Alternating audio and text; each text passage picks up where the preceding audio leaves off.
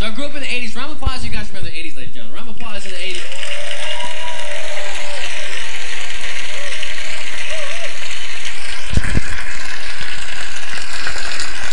I love the fashion back in the 80s. Remember when guys first just wore one earring?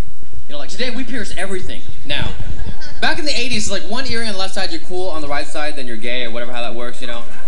My mom, she wouldn't let me wear the earring. She's like so old-fashioned. You're like, that fact, no earring in the house. No shit on my nizzle. There's two reasons why you wear earring, that fact. Number one, you wear earring because you joined gang. How you want to be gang member? How you want to be you want to be Tupac Shakur? You want to be Toucan Sam? Tell me.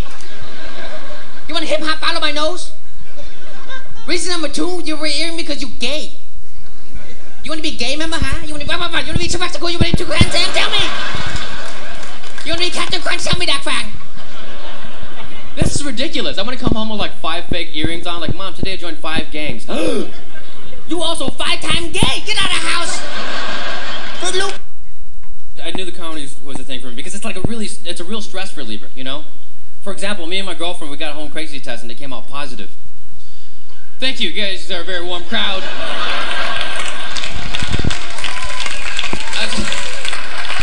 Too late. I was expecting a round of applause, instead I get this, run, Dad Fan, run, swim back to Vietnam, go now. There's no child support behind the palm trees, just go. But you can't really trust how accurate these things are, you know? So I peed in the cup again. And it still came out positive. I'm just kidding, nobody's pregnant.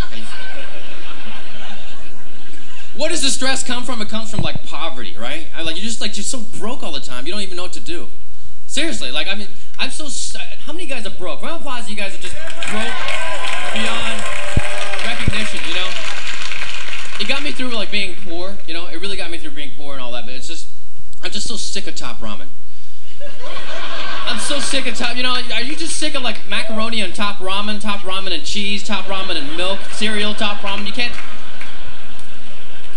But I made my choice, and I made my choice of doing stand-up, and I'm not mad at my mom, you know. Like, we had a hard time. Like, when I first started out, I was going to like community college for like 7 years.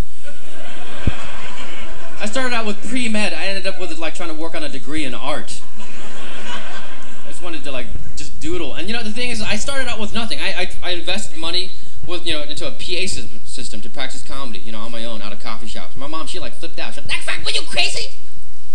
Huh, what you doing?" She calls on my dad for backup, like he cares. Fung Fan, come, like he's a cop. Fung Fan, come here. Unit 411, come here. You're sounding crazy. You're cuckoo. We got a situation 5150 here. You're sounding. That Fan, what are you doing? I want to be a comedian, Mom. I want to make America laugh someday. No, you become a doctor. I laugh for you. Ha, see, I can do it.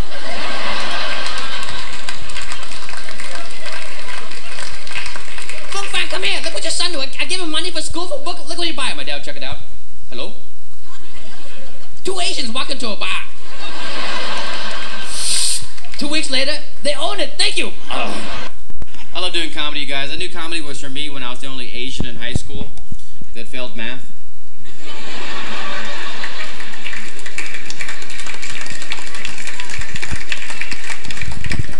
But you know, when I failed, 8 other students around me failed too.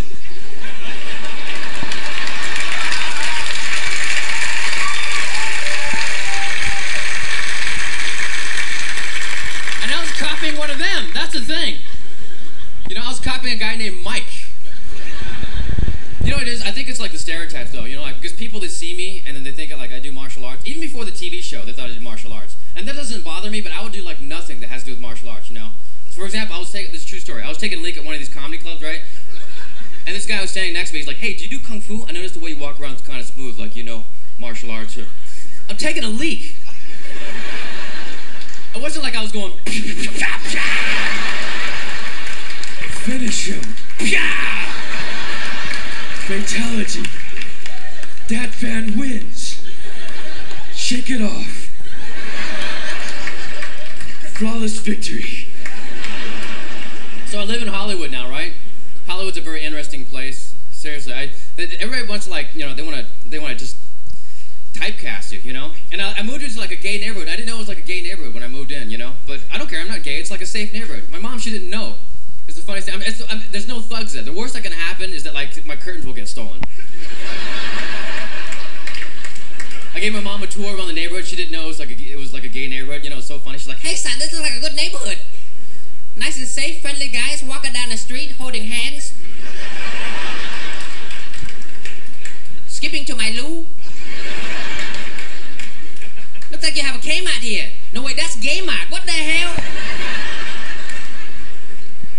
Everybody wants to typecast you in Hollywood, you know? It's so funny. But I saw these guys, they saw me, they're like, oh, you're Asian and you do comedy. That's wonderful. That's great. We love it. We love it. We love Orientals. We love Jackie Chan. We love Jet Li. Okay, I love Jackie Chan. I love Jet Li, but what the hell do I have to do with him? You know, I don't go up to like Latinos, go like, oh, you're Mexican? I love Menudo. Menudo's great. I don't go up to like black people, oh, you're black? I love Denzel Washington. He's a black guy too. He's great. Black guy. Eddie Murphy. You know, everybody's black. I don't go up to like white people, go like, oh, you're white? I love Michael Jackson. I don't do that.